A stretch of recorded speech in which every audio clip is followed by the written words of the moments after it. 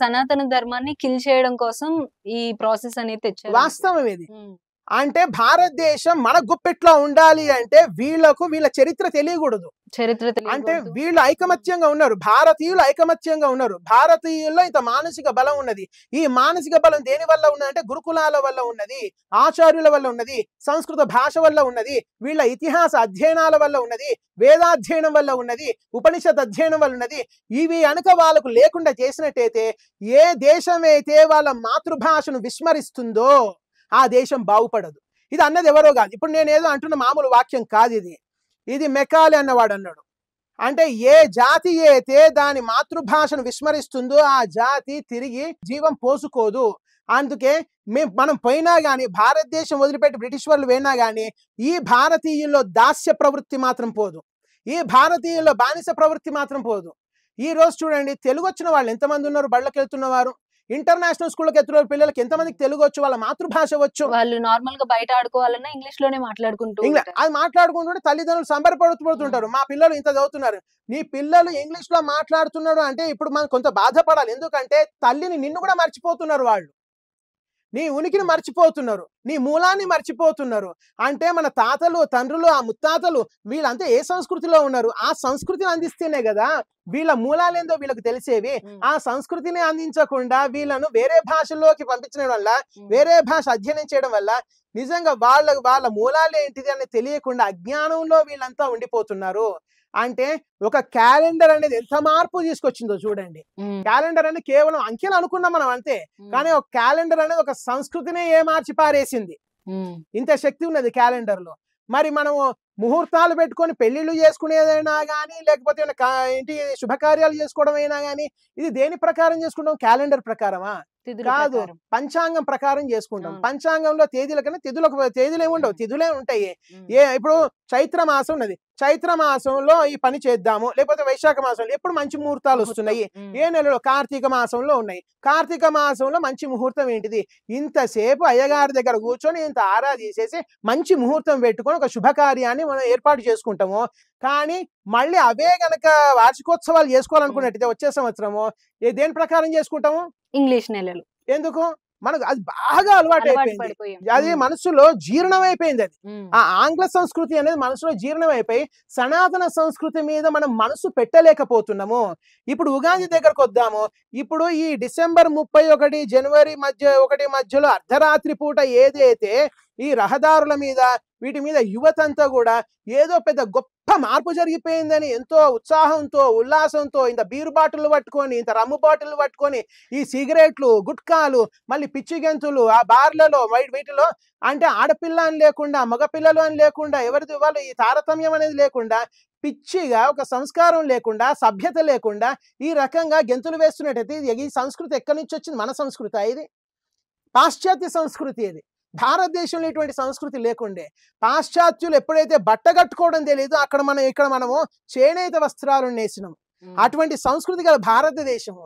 అంటే ఈ రోజు వాళ్ళ బట్టలు, వాళ్ళు నేసిన బట్టలు మనం చేసుకుంటున్నాం. అంటే మన చేనేతను మనం కాపాడుకోలేకపోతున్నాం. ఎందుకు, మనకు ఒక ఆత్మ న్యూనతాభావం. ఇంకోటి ఏంటిదంటే లోకల్ బ్రాండ్, ప్రాంతీయమైన వస్త్రాలు. ఇదేంటిది, ఇంటర్నేషనల్ బ్రాండ్. వేసుకునే బూట్లైనా, వేసుకునే సూట్ అయినా, వేసుకునే ప్యాంట్ అయినా, ఏదైనా కానీ మనం దేన్ని ఎంపిక చేసుకుంటున్నామో, ఏదైతే బ్రాండ్ పెద్దగా ఉన్నదో మల్టీనేషనల్ కంపెనీ, బహుళజాతి కంపెనీ, షాంపూ నుండి కాళ్ళకు వేసుకునే చెప్పుల వరకు ఇంటర్నేషనల్ బ్రాండ్ కావాలని. ఎందుకంటే తన సామాజిక స్థాయిని ఎట్లా చూపెట్టుకోవాలనుకుంటున్నాడు, తను వాడుకునే వస్తువుని బట్టి చూపెట్టాలనుకుంటున్నాడు. ఎవరైతే ఈ రకంగా పాటిస్తున్నా నిజంగా దిగజారిపోయినట్టే. నేను చెప్తున్నా, నిర్మోహమాటంగా చెప్తున్నా, భారతీయతను కాపాడడమే ప్రతి ఒక్కరి జీవిత లక్ష్యం కావాలి, సనాతనత్వాన్ని కాపాడడమే ప్రతి ఒక్క జీవన లక్ష్యం కావాలి. ఇప్పుడు ఉగాది దగ్గరకు వద్దాము. ఉగాది ఎందుకు చేసుకోవాలి, ఉగాది ఎందుకు చేసుకోవాలంటే ఆ పేర్లు ఏవో మనుషుల స్మారకార్థం పెట్టినవి ఏమీ కాదు. ఏదో నా ఇష్టం వచ్చినట్టు ఏదో నా తాత పేరో లేకపోతే ఇంకొకరి పేరో, నా అభిమాన ఒక హీరో పేరో పెట్టి ఒక స్ట్రీట్ కి పేరు మార్చినట్లు మార్చింది కాదు. ఆ వీధులకు మార్చుకుంటే మార్చుకోనివ్వండి, విగ్రహాలు పెట్టుకుంటే విగ్రహాలు పెట్టుకోనివ్వండి రహదారుల్లో. కానీ ఈ కాల గణన ఏదైతే ఉన్నదో, పౌర్ణమి రోజు చిత్తా నక్షత్రం కనుక ఉన్నది అనుకోండి, అది చైత్రమాసం అని అర్థం. పౌర్ణమి రోజు విశాఖ నక్షత్రం కనుక ఉన్నది అనుకోండి, అది వైశాఖ మాసం. పౌర్ణమి రోజు జ్యేష్ఠ నక్షత్రం ఉన్నది అనుకోండి, అది జ్యేష్ఠ మాసం. పౌర్ణమి రోజు పూర్వాషాఢ గాని ఉత్తరాషాఢ గాని ఉన్నదనుకోండి, అది ఆషాఢ మాసం. శ్రవణ నక్షత్రం కనుక ఉన్నట్టయితే పౌర్ణమి రోజు అది శ్రావణం. కృత్తికా నక్షత్రం కనుక ఉన్నట్టయితే అది కార్తీకం. అంటే నేను చెప్పని అవసరం లేదు. కృత్తికా నక్షత్రం పౌర్ణమి రోజు ఉంటే కార్తీకం అని ఊరికి చెప్పడం జరుగుతుంది. అంటే దీనివల్ల ఈ నక్షత్రం పౌర్ణమి రోజు ఈ నక్షత్రం ఉన్నది అసలు ఏంటిదండి, ఈ నక్షత్రం ఉండడం ఏంటిది అంతా కూడా ఏంటిది అని మరి పిల్లలకు బోధించాలి. ఈ ముందు తరం వాళ్ళు తెలుసుకోవాలి, రేపటి తరం వాళ్ళు కూడా తెలుసుకోవాలి. ఉదాహరణకు మనం ఇంటి నుంచి ఎక్కడికైనా వెళ్ళినాం అనుకోండి, ఇప్పుడు అంతెందుకు భారతదేశం ఉన్నది, భారతదేశంలో తెలంగాణ ఉన్నది, తెలంగాణలో హైదరాబాద్ ఉన్నది, హైదరాబాద్లో పంజాగుట్ట, జూబ్లీ హిల్స్ ఈ రకంగా ప్రాంతాలనే ఉన్నాయి.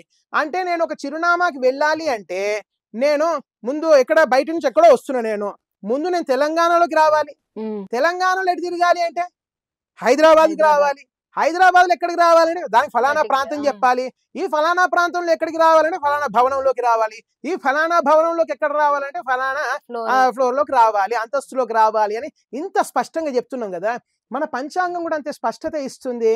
అంటే ఏ రకంగానైతే మనం కదులుతున్నామో ఆ రకంగానే సూర్యుడి కదలిక కూడా ఉంటుంది. ఈ సూర్యుడి కదలికలను మనం ఉత్తరాయణము దక్షిణాయనము 2 విధాలుగా విభజించవచ్చు. సరే, సూర్యుడి కదలిక ఉన్నది. ఈ సూర్యుడి కదలికను బట్టి సూర్యుడు ఒక రాశి నుంచి ఇంకో రాశిలోకి వెళ్ళడం జరుగుతుంది. అంటే ఒక ప్రాంతం నుంచి ఒక ప్రాంతంలోకి మనం వెళ్ళినట్టు సూర్యుడి ప్రాంతాలు అన్నట్టు అవి. మళ్ళీ నక్షత్రాలు అంటే ఏంటివి? ఈ ప్రాంతంలో ఉప ప్రాంతాలు ఏ రకంగా అయితే ఉన్నాయో, హైదరాబాద్ లో పంజాగుట్ట, హైదరాబాద్ లో ప్రాంతం అనుకున్నట్టయితే ఆ పంజాగుట్ట ఏమవుతుంది? ఉప ప్రాంతం అవుతుంది. నక్షత్రాలనే ఉప ప్రాంతాలు అన్నట్టు. అంటే సూర్యుడు ఎక్కడ ఉన్నాడు, సూర్యుడు చిరునామా చెప్పేది ఏంటివి? ఈ నక్షత్రాలు అని అర్థము. ఈ రకంగా చంద్రుడి చిరునామా మనకు కావాలి, సూర్యుడి చిరునామా మనకు కావాలి. ఆ సూర్య చంద్రుల కాల గమనాన్ని బట్టి వాళ్ళ చిరునామాలు అన్నట్టు, ఇంకా సరళ భాషలు చెప్పాలంటే చిరునామాలు అన్నట్టు, ఆ చిరునామాల ఆధారంగా మనకు నెలల పేర్లు ఉన్నాయి. ఇంకోటి చెప్పాలంటే ఇప్పుడు చైత్రం, వైశాఖం, జ్యేష్టం, ఆషాఢం, శ్రావణం, భాద్రపదం ఈ రకంగా ఉన్నాయి కదా. ఈ రకంగా ఇంకో రకమైన మాసాలు కూడా ఉన్నాయి. చైత్ర మాసం అంటున్నాము, ఆ రకంగా ఇంకో రకమైన మాసం కూడా ఉంది. సూర్యుడు గనక మేషరాశిలో గనక ఉన్నట్టయితే మేషమాసం అని కూడా అనొచ్చు. ఆ రకంగానే వృషభ రాశిలో కనుక ఉన్నట్టయితే వృషభ మాసం అని కూడా అనొచ్చు.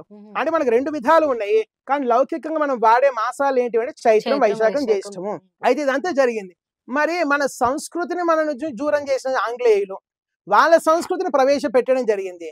మళ్ళీ మన సంస్కృతి యొక్క పునఃస్థాపన జరగాలి అంటే ఎవరి చేతుల్లో ఉన్నది బాధ్యత అంతా కూడా? ప్రతి ఒక్క భారతీయుడి చేతుల్లో ఉన్నది, ప్రతి ఒక్క సనాతనీయుడి చేతుల్లో ఉన్నది. దీంట్లోకి ఆ పర సంస్కృతిలోకి మనం ఎంత వెళ్ళినట్టయితే, దానివల్ల ఎంత ఆకర్షితులమవుతున్నట్టయితే మన సంస్కృతికి మనం అంత దూరం అవుతున్నట్టు, రేపటి తరాన్ని మనము భావజాల పరంగా అనాథల్ని చేస్తున్నట్టు. అంటే వాళ్ళకి ఏ భావజాలం తెలియదు. ఒక పిల్లవాడు తల్లి నుంచి దూరం అయ్యాడు, ఇంకో తల్లి వాడిని పెంచింది అంటే ఇప్పుడు ఏ తల్లి ప్రేమను అందుకోవాలి? కర్ణుడి పరిస్థితి ఏర్పడుతుంది. కుంతి దూరం చేసుకున్నది, రాధాదేవి కర్ణుని పెంచడం జరిగింది. తర్వాత కుంతీదేవి తల్లి అని తెలిసిన తర్వాత అటు తల్లి దగ్గర వెళ్ళలేక ఇటు పెంచిన తల్లిని వదలలేక రెండింటి మధ్యలో సంఘర్షణ పడిపోతున్నాడు. అటువంటి కర్ణుడి లాంటి సంఘర్షణనే నేడు మనం అనుభవిస్తున్నాం. అంటే మన పరిస్థితి, మన దశ ఎట్లా తయారైంది అంటే ఇది అలవాటు పడిపోయాము. అది తెలపడానికి ఎంతమంది ఉన్నారంటారు గురువు గారు? ఈమె మన కన్న తల్లి అని మనకు తెలుసు. కన్న తల్లి నుంచి దూరం అయినాం, ఏదో సంస్కృతి మనం పాటిస్తున్నాం. మన కన్న తల్లి మనకు తెలియాలంటే కన్న తల్లిని గుర్తుపట్టలేకపోతున్నాం. ఈమె పరాయి తల్లి అని తెలుసు, కానీ కన్న తల్లి ఎవరో సంపూర్ణంగా గుర్తుపట్టలేకపోతున్నాం. గుర్తుపట్టినా గానీ ఆ కన్న తల్లి దగ్గర ఉండలేకపోతున్నాం. ఇది ఎవరు చెప్పాలి అంటే ప్రభుత్వాలు పూనుకోవాలి. కానీ ప్రభుత్వాలు పూనుకోవాలంటే ప్రజాస్వామిక దేశం అయిపోయింది మనది. ప్రజాస్వామిక దేశంలో సనాతన ధర్మం అనేది నేను పాఠశాలలో ప్రవేశపెట్టినట్టయితే వేరే ధర్మాలు కూడా ఇక్కడ ఘర్షణ పడడం మొదలవుతుంది. అంటే ఒక ఘర్షణాత్మకమైన వాతావరణం అనేది మొదలవుతుంది. అంటే ఇదివరకు మనం ఇంత బలంగా ఐక్యంగా ఎందుకున్నామంటే నేను ఇంతకుముందు చెప్పినట్టే గురుకులాలు ఉండేవి కాబట్టి. అందుకే ఏం చేయాలి? ప్రస్తుత ప్రభుత్వమైనా కానివ్వండి, స్వచ్ఛంద సంస్థలైనా కానివ్వండి, గురుకులాలను మళ్ళీ స్థాపించాలి.